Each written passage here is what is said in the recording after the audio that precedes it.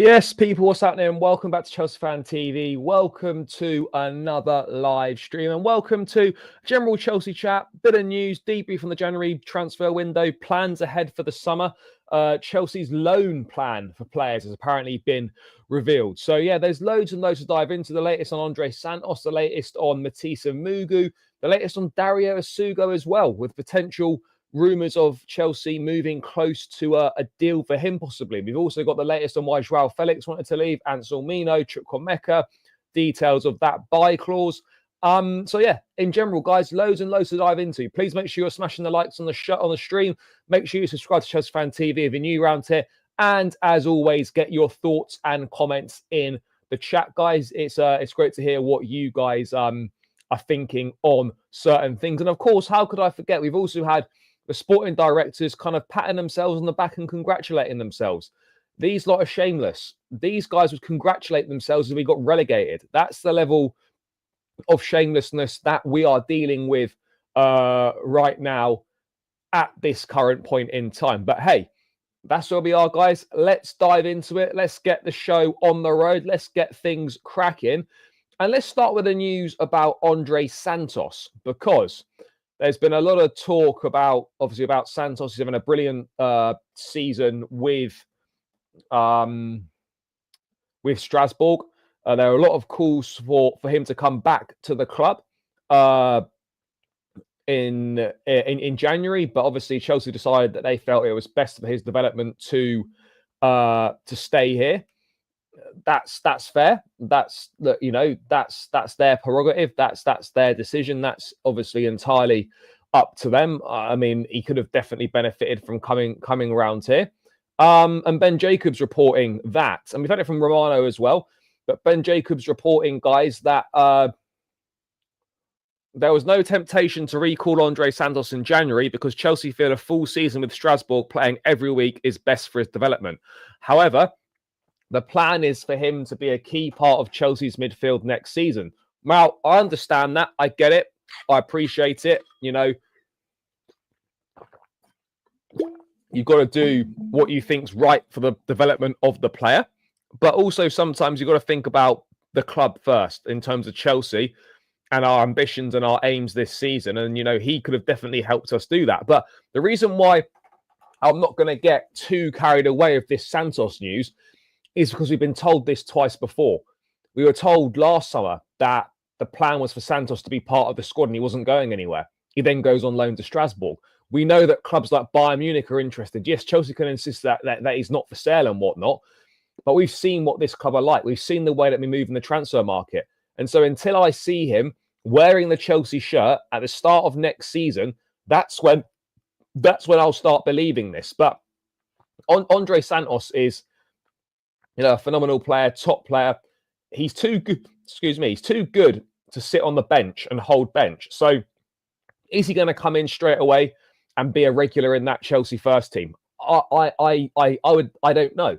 You know, where does he fit in? Do you play him? Do you play him instead of one of Enzo or Caicedo? It's a big decision that has to be made. Does he believe that? Does he believe that, you know, he can play him ahead of an Enzo or a Caicedo? If Lavia can't get himself fit, has Andre Santos got better potential than Romeo Lavia? These are the questions that we don't know. These are the questions that we need the answer to. You know, we 100% need the answers to these questions. So I'm pleased to hear this. Fantastic. Big up to Daniel. Newcastle 1-0 up. That is tie, game, set, and match. Gooners in the bin. Chow Chow. And Isak with the goal as well. That's it. Game over, game over, game over. Finished. But Andre Santos has got another assist for Strasbourg tonight. A Santos assist. Is that in the French Cup? In the Coupe de France? Yep, it is. Andre Santos assist. So yeah, look, this is clearly a top player that we've got on our hands. But at the same time, as I've said, I'm wary of this.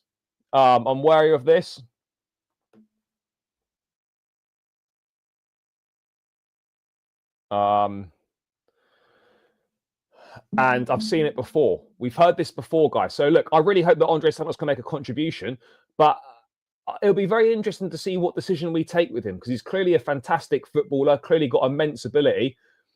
Enzo and Caicedo won't play every week, but presuming Maresca's still here next season, which I hope he will be, by the way, and we all hope he is he really going to be, is he really going to play him ahead of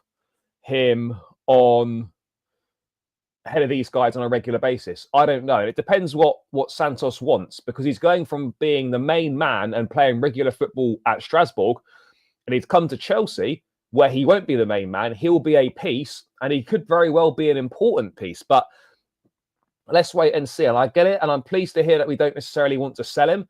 But at the same time, we've heard this before. So we're going to have to wait and see it before we can believe. But yeah, I mean, let's dive into this Ben Jacobs article then on Santos. Current Strasbourg loanee Andre Santos will return to Chelsea this summer and be part of the first team plans, with the hope that Amugu can follow a similar path to the Brazilian. Santos is enjoying a breakthrough season in France, having scored 7 goals in 19 league matches. 8 goals and 2 assists in all competition, having been given freedom from Strasbourg manager Liam Rossignol to get forward. So he can also get forward as well. So this Santos is not like an out-and-out holding midfield player. He can be a 6, but he can play 8 as well.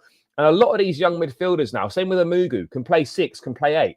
We've got this versatility, which is great, but it's only great if you develop it. I was having this conversation with someone earlier,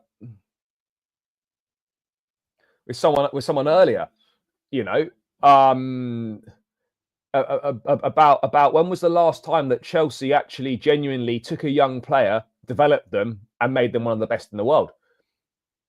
We very rarely do that. We very, very rarely do that. And you'd have to ask questions about whether Chelsea is whether it's conducive to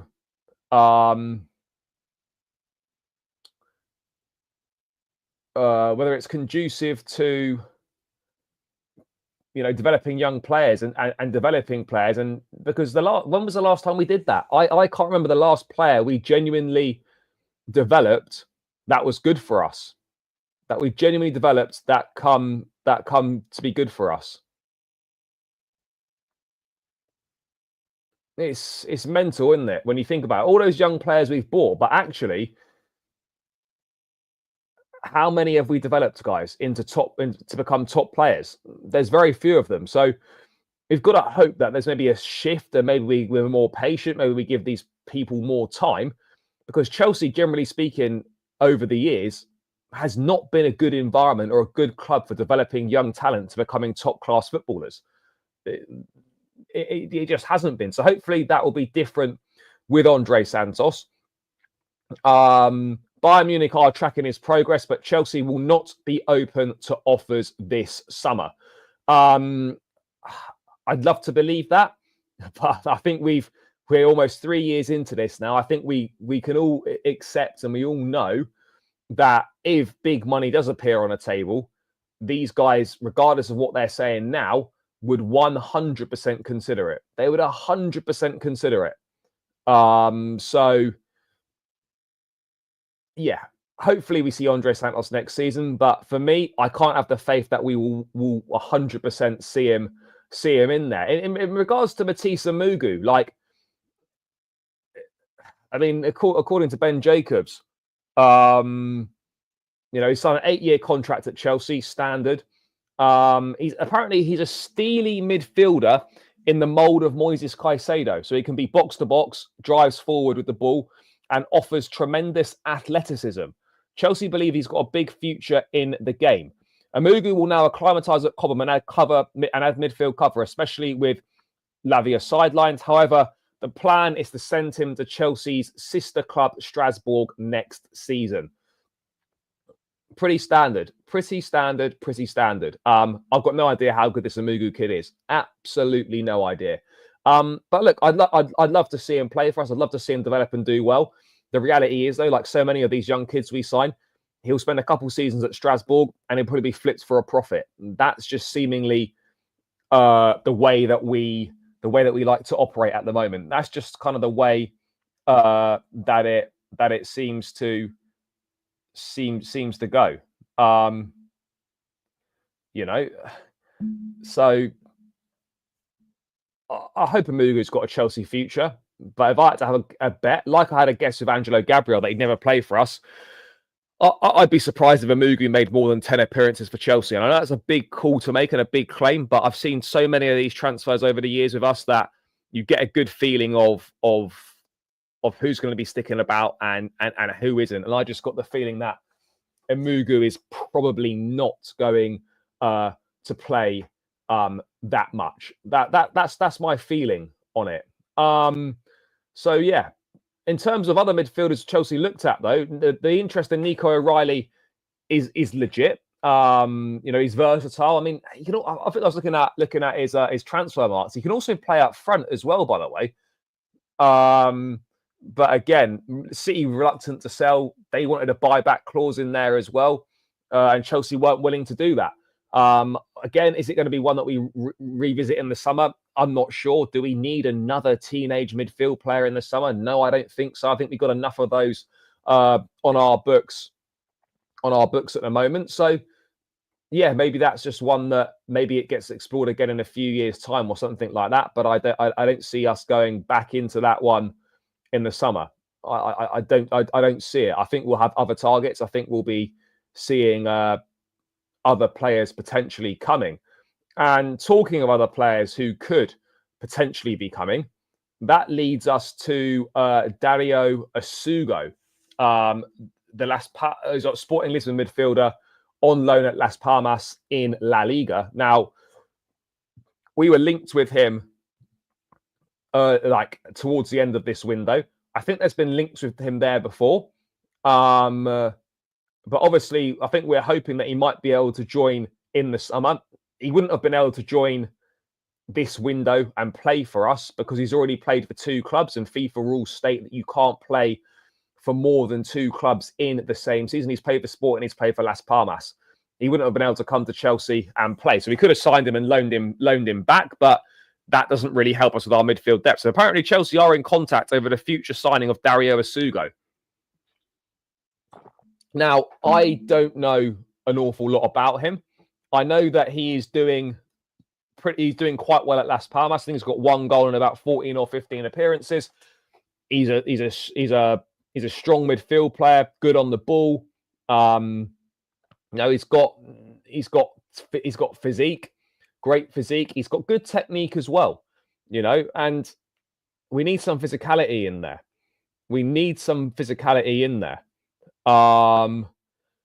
And I suppose, having criticised the transfer window last summer, having been very critical of this window that's just gone, you look at the players who could be arriving in the summer. You look at the players who could be arriving in the summer, and we've got a big head start. Paez is coming in. Esteval Willian's coming. Got Andre Santos back. Mike Pender's back. Mamadou Sarr coming in. And maybe Essugo. So look, that's what? 2, 4,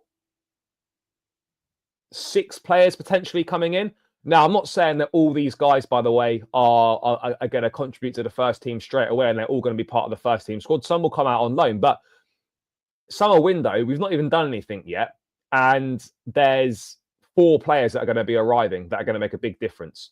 Well, at least 2 of them are going to make big contributions, and Andre Santos and maybe Esteval. So, yeah, whilst I've been critical of this window, highly critical of it, the summer, we have got somewhat of a head start with the amount of people coming in. So maybe things could be a little bit different for us in the summer. Maybe things will be a bit different. But again, as I said, I'll believe it when I see it. I'll 100% believe it when I see it. But look, Essugo's another one. I think what we have to accept, guys, or come to terms with, is that unfortunately, yes, we'd all love a top draw physical midfielder, good age, great experience. We'd like that in key areas of the pitch. this model is, we're just not going to do that. We're just not going to do that. So yes, you can criticize it. Yes, you can moan about it like I have many, many times. But this is unlikely to change. And yeah, sure, this could be very rewarding 4 or 5 years down the line when these 19, 20, 21-year-olds are like 24, 25, 26. And the long term, I think maybe we could be all right 3, 4 years down the line. But where this model massively falls down is that there's no plan for the present, and there's no medium-term plan either. Everything's geared towards the long term. And why we feel as a club that we can be the exception to the rule when history in football has shown that no one has ever won anything doing what we're doing. No one's ever won anything building a squad like this with no experience and just kids. So where's the belief coming from that we're going to be the outlier and the exception to the rule? That's what I can't get my head around. That is what I cannot get my head around. Where is the belief, and where's that belief coming from? What are you seeing? What are you looking at? What are you envisioning that makes you think this is going to work in the long term? Because at the moment, you're going to win stuff and going to be a force to be reckoned with. Because right now, football's just not long term. Football's very unique in the terms you've got to plan long term, but you've got to succeed short term, and it's very difficult to find that balance. But right now, for me, Chelsea are just dealing in extremes. You know, it was under Roman, it was like the big names, big stars. Forget whether they fit the system or they suit how we play or whatever their personalities are like. Just get them in. Now we've gone to complete opposite end of the spectrum, where we're just youth. We're so youth focused that we're neglecting other areas of the pitch in terms of experience, know-how, all things that are important and all things that we don't have, which has definitely cost us on occasions this season. So yeah, I ultimately, I'm not sure how this is going to pan out. Yeah, okay, Essugo, a talent, you know, we could get him in the summer. Yep, all right, might be a good deal, might not be a good deal. But I just don't see where there's room for another teenage midfielder. And this would just be someone that comes in. Would he contribute next season? Lavia, Caicedo, Enzo, Santos. Like the guy just like we're getting to the point where it just feels like we're just signing players for the sake of it, you know, and they're going to be loaned down. We're just signing players to sell them. That's what it feels like right now. We simply haven't got space for all these guys.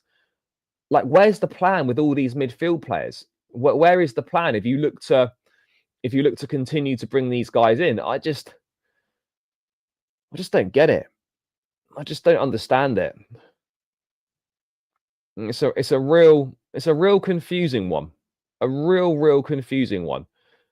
I'm not doubting his ability. I'm not doubting his potential and his talent, but you've got loads of them. You've got what? Keanu Dyer, 18. Ugachukwu, 20. Santos, 20. Lavia, 21. Caicedo, 22. You might add Essugo in there at 19. You know, you've got 4 or 5 players in that squad under 23 years of age, or 23 years of age and under, with world-class potential. But how are you gonna develop all those guys at the same time to reach that world-class potential? That's going to be very, very difficult. And that's where, for me, this recruitment and this policy falls down. Because when you're recruiting all players of the same age, they all need minutes. Only some of them are going to get minutes and others aren't. So you're stagnating players' developments, and you're creating a bottleneck effect where some players will develop and others won't, and you're capping their potential and you're wasting their potential. And then you're signing guys to not really use them, loan them out, and then just flip them for a profit.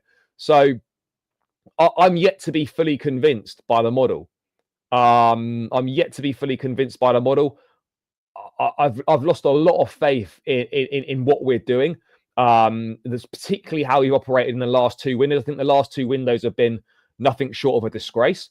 Hopefully we can redeem ourselves in the summer. But Yeah, that for me, this is just my opinion, by the way. This is my opinion. People can disagree. That's no problem. I haven't got a problem with people disagreeing. I just don't see how what we're doing is going to make us successful in the long term and bring us, and we're going to have sustained success with this model and this way of recruiting, because no team has ever won anything doing what we're doing. So why do we think that why do they think that they're going to be the exception to the rule, when history dictates every team that's won stuff has done it with a blend of youth and experience? But we've just gone to one extreme, the complete other end. They're not bothered about the club. They are selling to get a profit. If they were serious, they would mix experience with youth. Yeah, no, bro. Michael, this is what I've been saying, bro. Like, this is it. Why is there? I'd love to be in a room with them and just ask them, why is there such a reluctance to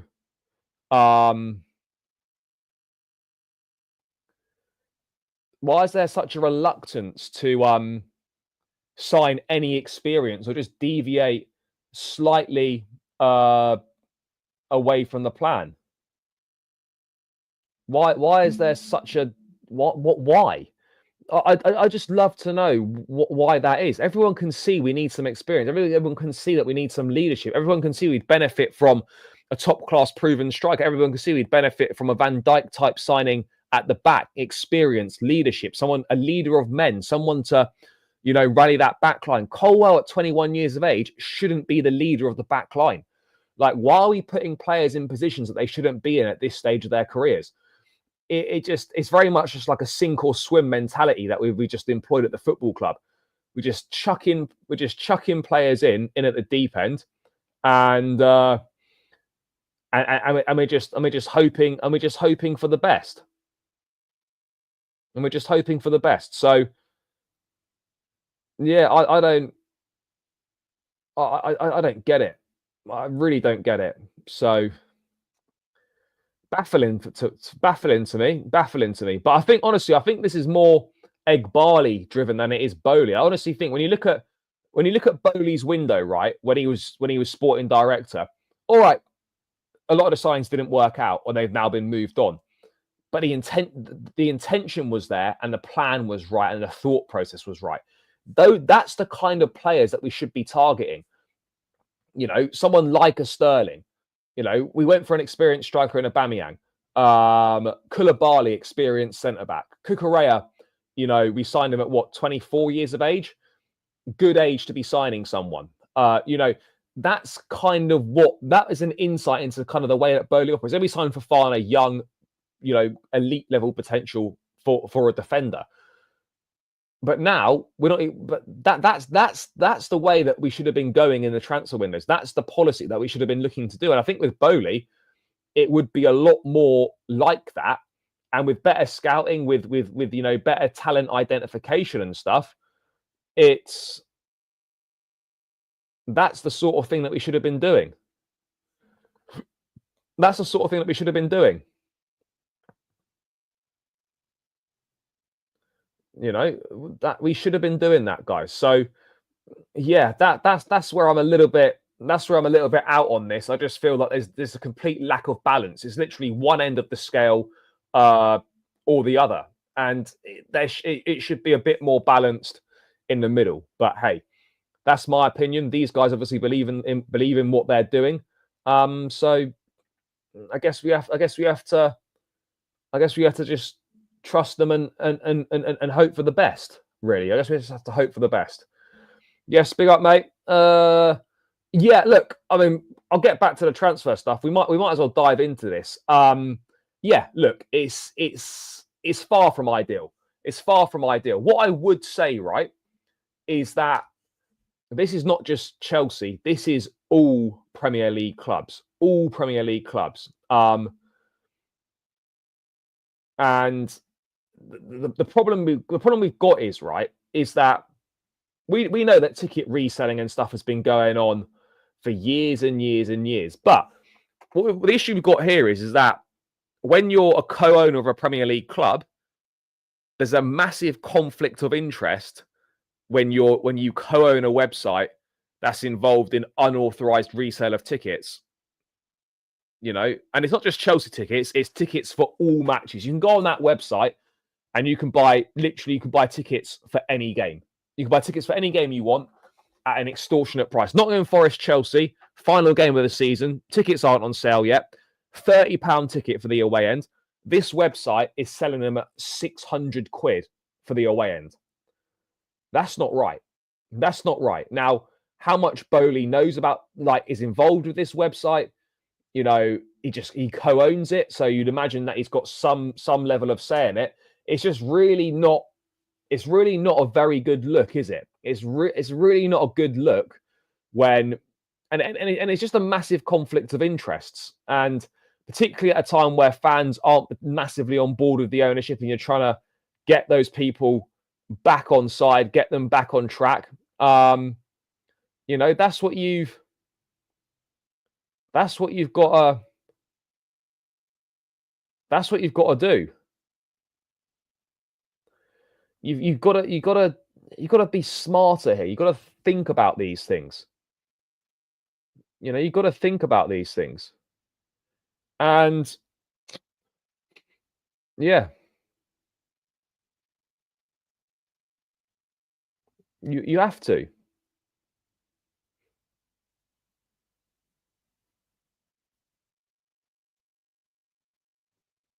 We have to.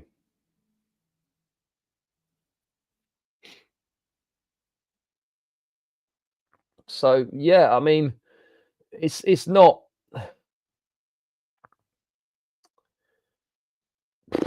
It's poor, really. It is poor. It's really not good. And it comes as it's a real lack of respect for fans in general. People that have been going for years can't get tickets all of a sudden. It's been a lot more difficult to get tickets at Chelsea games. There's so many more hospitality tickets and whatnot. And now this comes out and it makes sense as to why that is, because all these tickets are being bought up and then they're being sold for extortionate prices, and they're making money, and they're trying to make money that way. And it's essentially it's legal ticket touting, and it's really bad. It is really bad. It's unacceptable, and it probably goes a long way to explaining as well, by the way, why we struggled so much with atmosphere in over the past few seasons, and the support in general. It's a big problem. It's a big problem. And just let's bring this up. Let's bring this up here, because this is an important thing to discuss, guys. This is a really important thing to discuss because it affects everyone. So Chelsea chairman and co-owner Todd Bowley is a director and investor of a ticket exchange website that allows the resale of Premier League match tickets for thousands of pounds above face value. The American company is listed by the Premier League as an unauthorized ticket website, with the league imploring supporters to exercise extreme caution when dealing with it and other exchange businesses. Vivid Seats, whose headquarters are in Chicago, allows visitors to buy and sell tickets to concerts, theatre shows, sporting events, including Premier League games involving Chelsea. UK-based fans, however, are unable to use Vivid Seats or other ticket exchange sites like it to buy Premier League tickets, as it's against British law to resell tickets in this manner. Tickets advertised on Vivid Seats for Chelsea's upcoming game against Southampton at Stamford Bridge at the end of the month range from £98 to over £900, while tickets for the match at home to Liverpool on the 2nd of May are priced between £682 and over £6,000. I don't know what we can. I don't know what's going to be done about this. Hope now that it's been brought to public light and it's out there for everyone to see. I'm hopeful that something gets done about it. It's shut down, actions taken.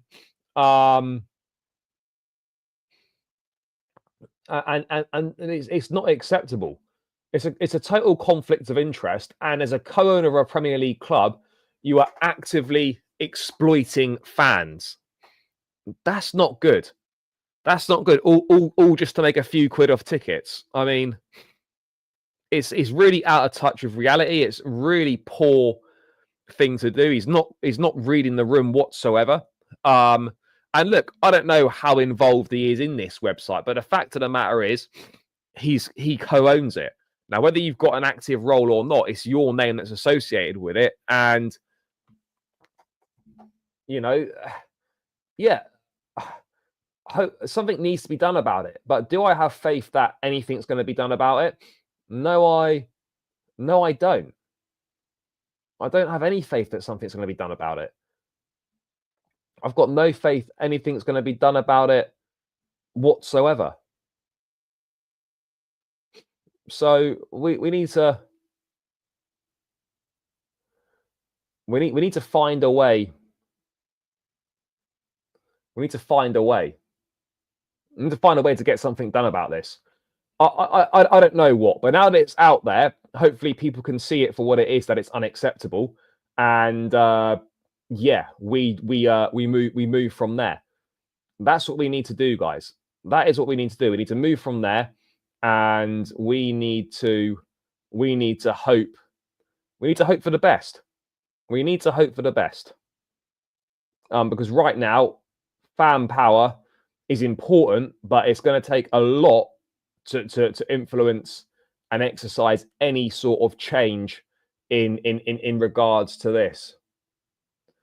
No, fans don't have the balls to boycott a game, because if match-going fans boycott a game, tourists will just buy the tickets anyway. Like, regardless of that, even if you boycott going to a game, right, someone's still going to buy that ticket. You're always going to have a full stadium regardless. Like, that's why, you know, maybe walking out is different during a game or something like that. But boycotting games is that for me never works, because yeah, okay, if match-going fans boycott the game, fine. But you're always going to have people that are going to go. You'll have tourists going. You'll have people that want to go that have never been able to go to a game before. You're always going to find the stadium's always going to be full. The stadium is always going to be full. So there needs to be different ways of thought. At the end of the day, the authorities are the ones that need to clamp down on this and outline that it's unacceptable and it's banned and it shouldn't be allowed.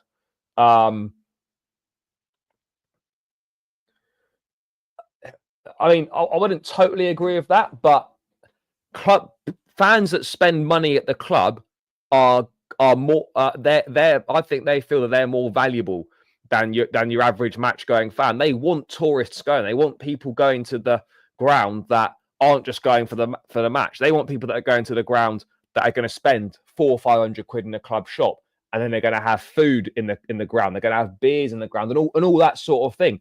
Like, your average match-going fan, outside of a ticket, generally speaking, is not contributing much to the club in terms of finances. They want those people that are in the club shop buying up like 5-6 shirts, spending £400 or £500. Those are the kind of people they want to come to games, because your average match-going fan is not spending that sort of money in the club shop. They want people to be spending money in the club shop. They want people to be spending a lot more money at the ground than they are. And the way they do that is tourists, because tourists are going to spend that money. And whether people like it or not, tourism, Premier League football is a tourist attraction. That's it at the end of the day. Premier League football is a tourist attraction. So you're always going to get tourists there. But when you're pricing out fans or like people that have been going for years and years, when you're pricing those kind of fans out of games, no wonder atmospheres are getting worse and you're having problems. You know, make no mistake about it. Make no mistake about it whatsoever. Because that's what we're doing right now. You're pricing people out that have been going for years and years and years, and you're replacing, I don't want to call them proper fans or anything, but you're replacing, you know, fans that are there for a reason, and you're replacing it with tourists and just general fans that aren't necessarily Chelsea fans. And no wonder, you know, the atmosphere is suffering. The atmosphere on Monday night was dreadful, or it was a bit better in the second half. But that first half at Stamford Bridge, it was awful. Absolutely awful, guys. Glad I've gone to my local team now. I love it. Rather my money go there. Yeah, no, bro. I hear you on that. And look, I'm sure there's a lot of people that are doing the same. A lot of people that have become disillusioned with it. A lot of people that did used to go quite a lot, that obviously still follow the club, but don't go as regularly now, don't go at all because they're being priced out of it. And that the way that football's going, it's a problem, isn't it? It's a problem. It's a problem. It's a problem. So I hope it changes. But as I've said, guys, I'm not got an awful lot of faith that anything's going to be done. All the fans that are speaking out about this are saying a lot, but ultimately nothing major will be done. I don't think I don't think in the atmosphere. Yeah, the atmosphere will probably continue to get worse. And ultimately, like, there's only so much fans can do on this matter. You know, you can bring it to the attention of the relevant authorities. You can make a noise about it. You can make your feelings clear on it. But ultimately, it's got to be the powers that be that make the change. It's got to be the powers that be that make the changes. So you can put pressure on them. You can do stuff, but ultimately, it's down to them. And it's very hard to get these sorts of people to change their minds on things. But maybe with this, it's going to be a problem. Yeah, non-league attendances are going up because it's affordable. It's a good day out. Don't get me wrong, by the way. Premier League football's a great day out, but when your loyalty and your support is being exploited, you can see why people lose faith with it. You can 100% see why people lose faith with it. You could 100% see it. That's the problem. That is exactly the problem, guys. But yeah, that's just my thoughts on it. You know, it's not good. It's a massive conflict of interests. You've got a Premier League, you've got a co-owner of a Premier League club actively involved in a website that exploits fans and rips people off. No, we haven't got a stadium for that, mate. We haven't got a stadium for that. But I'm sure if we do get a new stadium, it'll be multi-purpose. We'll be hosting concerts. We'll be doing boxing. We'll be doing all sorts. You know, and the football might become secondary to that. But I still maintain a little bit of faith that hopefully that will not be the case. Hopefully that won't be the case. I've got no idea. I've got absolutely no idea. I don't really know what the criteria are for the fit and proper persons test. So yeah, but that's my thoughts on it, guys.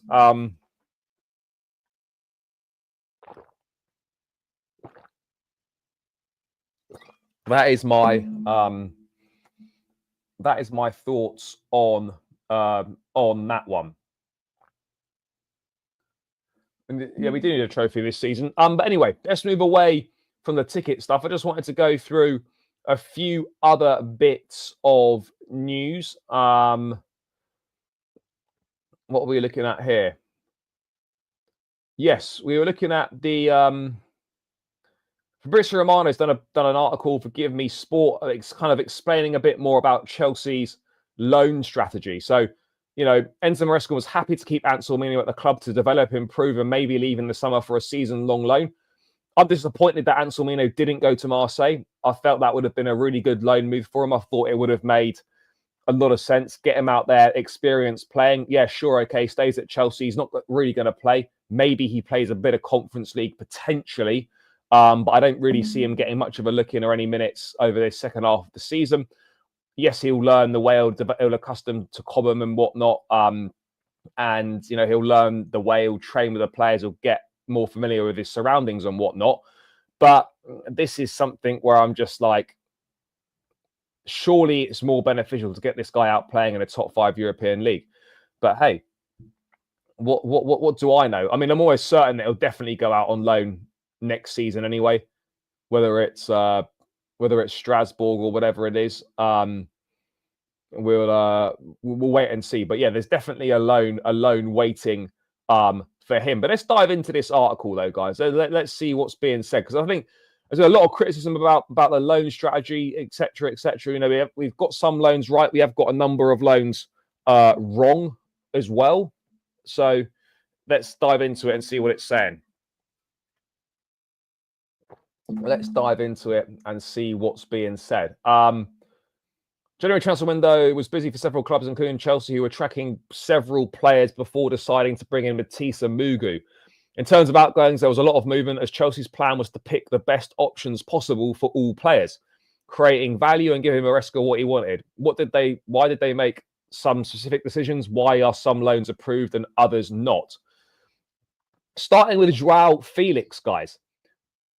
First of all, it's important to clarify Felix left Chelsea because he personally asked for a new opportunity. And this is what a lot of people don't realise. Joao Felix wasn't forced out of the football club. Well, supposedly. That's obviously the message that's coming out. But Felix asked for a new opportunity.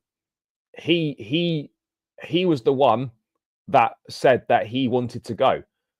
6 months in. I know you're not playing much, bro, but you're not going to back yourself. 6 months into a 7-year deal, you want to leave?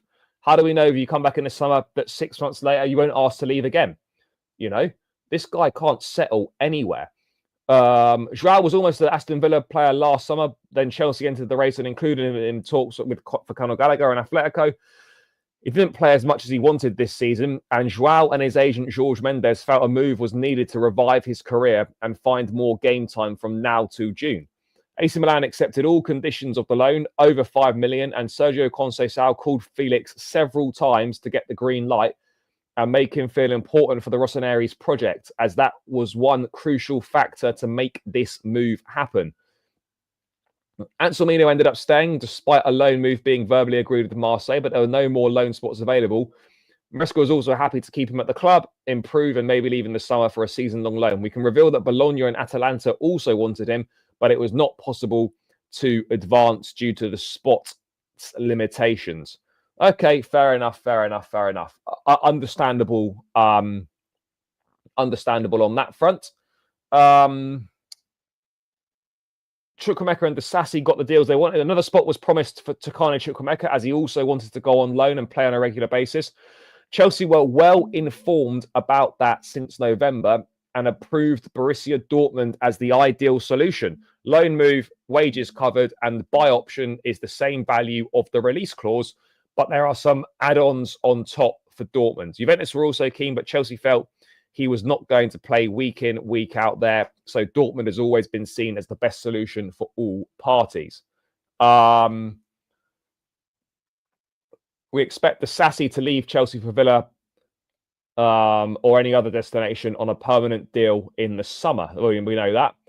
Vega's an interest. It's completely different for Renato Vega, as negotiations with Juve were also tense at one point as Chelsea insisted on having the player back for the Club World Cup, which shows the desire on Chelsea's side to have Renato as part of their long-term project. However, Juve can offer regular game time, and they feel there might be room for negotiation if Vega is going to perform at the best level possible over the next few months. Meanwhile, there's no chance of a Chelsea return for Ben Chilwell, who left on loan to join Palace, but won't be included in the project from June. He's fully expected to leave again. So,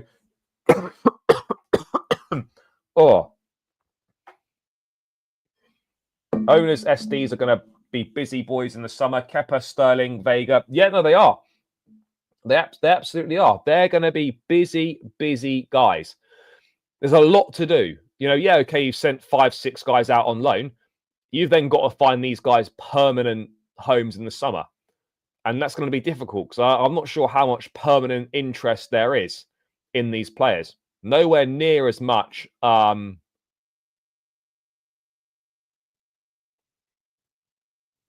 You know, let's wait and see. Let's wait and see. But yeah, it's going to be very difficult because there's going to be nowhere near as much interest in these guys as we potentially think. We should recall Santos at least having a great season. Instead, buying this 19-year-old, he's only played 17 games. Some of them were on the bench. Yeah, no, I hear you, bro. I'm not really too sure why we've done that. Obviously, it comes back to that buzzword of like, oh, opportunity, or this was an opportunity. I'm fed up of hearing that word. Fed up of hearing it. Opportunities. it's nonsense, absolute nonsense. Just go out there and sign some proven players that are going to make a difference for us, guys. Go and sign some proven players that are going to make a difference. But obviously, we feel that's beyond us. We feel that's beyond us, and you know, we're now going to have to hope that these players do well on loan, and we can find some sort of solutions for these guys in the summer. Because I mean, apart from Vega, everyone we've loaned out, they've not got a long-term future at Chelsea. Any of them at all. So we're now hoping they do reasonably well, so that they can actually have some sort of resale value in the summer. That's what we need. That's what we need.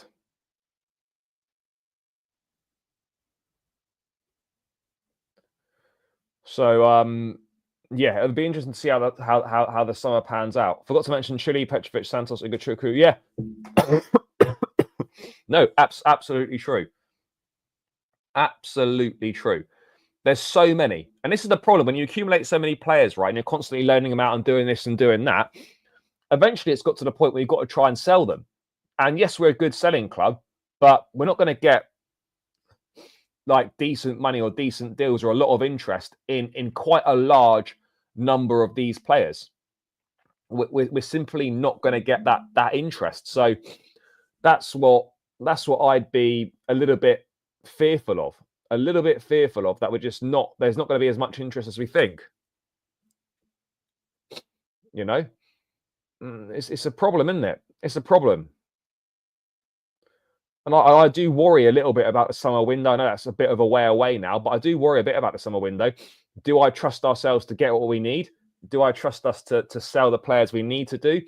Are we going to get the best deals we possibly can? There's a lot of unknowns heading into this window. A lot of unknowns heading into the summer, but there's also a lot of unknowns heading into the second half of the season, because we simply don't really have the options that we thought we would. We don't really have the options that we thought they would. So yeah, I'm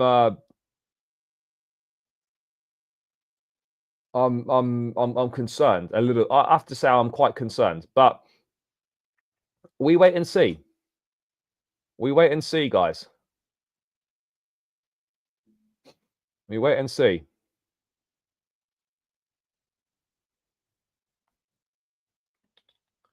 But yeah, it's important to mention. So Felix did want to leave. I think, to be honest, all the guys that left are guys that wanted to leave for one reason or another. So I can't really knock any of the departures that took place. But you have to sort of question why 3 guys that we signed 6 months ago all want 6 months later, all want to leave. 6 months into what, 5, 6, 7 year contracts, they kind of decide that, oh, actually, do you know what? I don't really fancy this. I don't want to be that guy. So yeah, it's a confusing one, isn't it? It is a confusing one. I'm not entirely sure of whether this is going to keep happening. I think to a degree it is going to keep happening, and it's going to be an issue when we hopefully get to the Champions League as well, because you look at that and you're sort of thinking, right, okay, there's going to be less rotation, there's going to be less opportunity for minutes. That's going to be very, very difficult to keep these players happy when currently the Conference League rotation works well for us, because you give players minutes that are going to keep them happy, but you're not going to be making those wholesale changes in Champions League football. So that's going to be very, very difficult. Very, very difficult. So I need to we need to think about it. We need to think about how we're building a squad. We need to think about what the plan is going to be for Champions League football, and ultimately there are going to be players that are unhappy.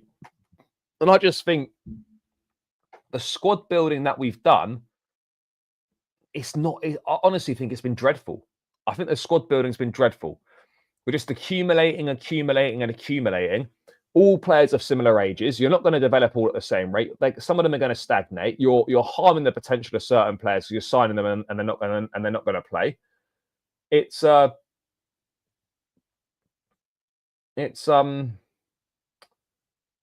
problem. It is absolutely a problem. So I just concerned really at how negative the whole thing about how poor the squad building's been. Like, the squad building should never have been this bad. You know, we've invested £1.5 billion into the squad, and yet you still need a top goalkeeper, you still need a top centre half. Arguably, you need a number 6, you need a top quality number 9. How has all that money been spent, right, in building a squad, and yet you still virtually need the spine of a team? That shouldn't be allowed to happen. That should not be allowed to happen, that you're able to invest that much money in a squad and yet you're still missing so much. Would have been better off not signing 4 or 5 less kids and putting that money instead, or using that money to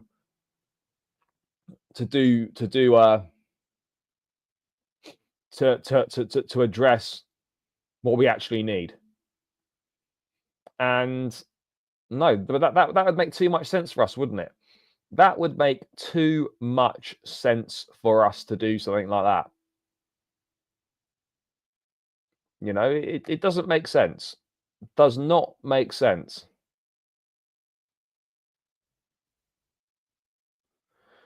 And I worry long term.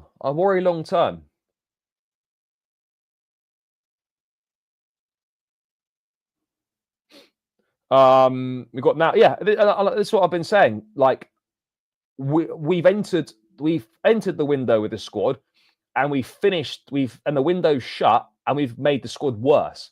So in the space of a month in the transfer window, we've managed to make the squad worse. Less attacking options, less attacking depth. Yeah, exactly. And this is the point. We're now putting so much strain and pressure on these players. So much strain and pressure on these players, you know. That's a problem. A real problem. Massive problem, guys. And why take these unnecessary risks? You know, you really don't need to take these risks.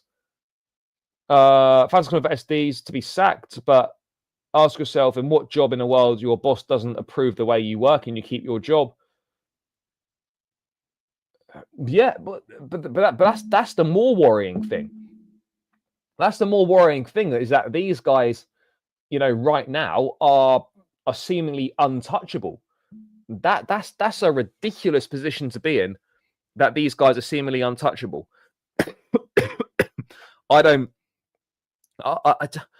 It's just beggars belief, isn't it? It's just absolutely baffling as to how these guys have seemingly got so much power in the club. There seems to be no level of accountability for them whatsoever. You know, remember when Pochettino was here? He had a performance review after his first season. Sporting directors, there was no performance review for them. In what line of work do you not have performance reviews or people monitoring your process and progress and what you're doing? All jobs, you've got performance reviews on how you're doing. So how is it possible that these sporting directors have got no performance reviews? No one's really checking on what they're doing or and whatnot. It's incredible. I don't get it. I don't get it whatsoever. Well, I would think that Jorgensen is our number one now. So I would expect him to start, but I've got no idea. We've got the Club World Cup as well. Do we look like we're anywhere near ready for that? Well, to be honest, the players that are coming back from loan will come back in time for the Club World Cup. But I hear you. No, we don't look particularly ready for that. We're a team that doesn't really look ready to finish in the top four. And I know we're fourth right now, but I now, with this with the transfer window now shut, I now honestly believe that we won't finish top four because of the lack of business and making the squad worse. So, you know, we're really backs to the wall and up against it over this second half of the season. The squad's thinner than it was before, and we've got to rely on players staying fit. You know, we're 1 or 2 injuries away to a Caicedo or a Palmer or whatever from being absolutely finished.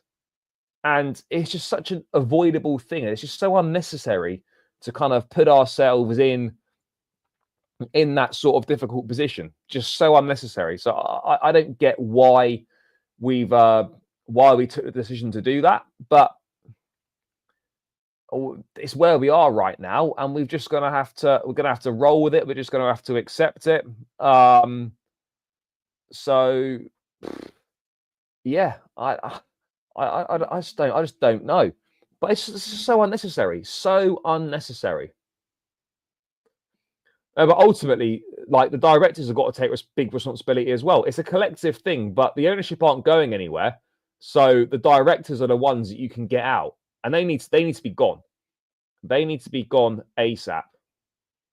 They need to be gone ASAP.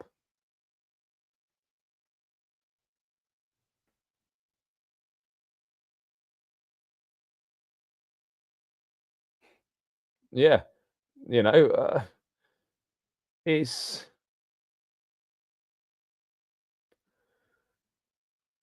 is down to them as well. It is down to them. It's directors, it's ownership. Yes, it all comes from the top, but you've got to focus your energy on the people you can actually get rid of, and you can't get rid of the ownership. So directors are getting a lot of heat, and rightfully so. They should be getting heat because the job that they've done has not been good enough. It's not been good enough. Simple as that. You know, you're bringing in targets the manager doesn't want. You're bringing in players on 7-year contracts, and then a lot of them are leaving after 6 months to a year. You're not addressing key areas. A lot of signings you bought in haven't actually turned out to be good enough. I get it that, you know, not every signing is going to be a success. It's going to be a success and a hit, but more signings than not have been a failure under this ownership and these directors, and that's not a good place to be in.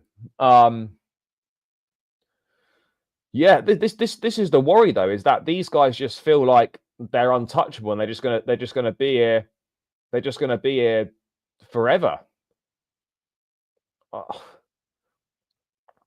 I don't. I just don't get it. I just don't get it. No striker, no goalkeeper, no number 6, no centre back, sort of top level quality. Yeah. What are we doing? What are we doing, guys? You know, it's yeah, it's a problem. So we will have to wait and see how this one pans out. But I just hope that we can get through the rest of the season mainly injury free, put a run of results to go and get Champions League football. Because if we don't get Champions League football, then there's a chance Maresca could be gone. I mean, I hope that's not the case, but there is a chance that he could be gone, and it wouldn't be his fault if we miss out on it, because he's been massively let down by the sporting directors. He's been completely and utterly let down by the directors. So there just needs to be more acknowledgement and more responsibility for mistakes and errors that have been made. That's what we need to do at the end of the day. Just more accountability across the board. If there's more accountability, more transparency, then things will be better. But there just seems to be a complete lack of accountability, a complete lack of responsibility for things, and a complete lack of action taken in regards to certain things. So all that is kind of the recipe for a little bit of a disaster, which is kind of what Chelsea are at the moment. Yes, we're 4th in the league. Yes, we're still in the FA Cup. Let's hope that, you know, on pitch performances improve and we can kind of silence some of the noise off the pitch. But yeah, it's not particularly great at this point in time in that regard. But yeah, guys, I'm going to round this one out here. Big up to everyone that's tuned in. Appreciate the League Cup games on tonight as well. So the numbers haven't been the highest, but big up to everyone that's locked in. Make sure you subscribe to Chelsea Fan TV. Smash the likes if you haven't done so already. And if you enjoyed what I had to say and what I've been talking about, and you don't know that I've got my own channel, then please do head over and subscribe to my channel as well. I'll pop it in the chat for anyone that is interested in subscribing. It would be greatly appreciated. But yeah, guys, until then, enjoy the rest of your evening. Have a good evening tomorrow. Have a good day tomorrow, and I'll catch up with you lot again soon. Up the Chelsea and peace out.